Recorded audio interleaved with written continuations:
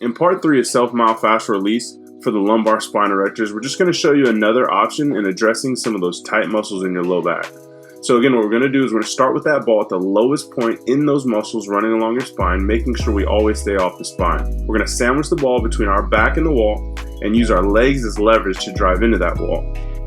Now we're going to utilize the same posterior pelvic tilt from part 2, essentially tucking our tail under and keeping it there as we move up and down the wall.